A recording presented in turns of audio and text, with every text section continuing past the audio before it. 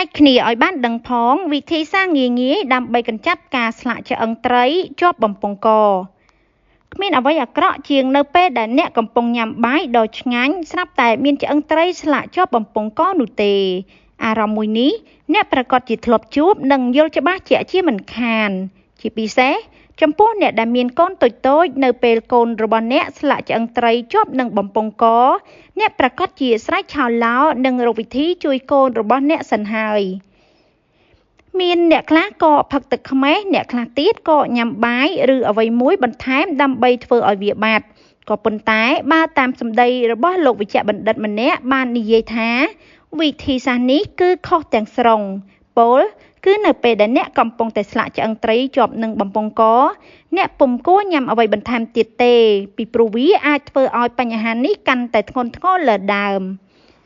ផ្ទុយទៅវិញអ្នកត្រូវបញ្ឈប់នៅការញ៉ាំជាបន្ទាន់និងត្រូវញ៉ាំទឹកឲ្យបានច្រើន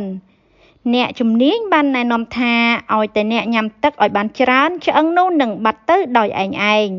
ហើយប្រសិនបើអាចគួរតែទៅមន្ទីរពេទ្យដើម្បីឲ្យគ្រូពេទ្យឯកទេសជួយវិញទៅជាការល្អប្រសើរតួយ៉ាងអ្នកអាចធ្វើការសាកល្បងយកដៃទាំងពីរអោបពោះនិងរលាក់ដើម្បីជួយអ្នកដែលស្លាក់ឆ្អឹង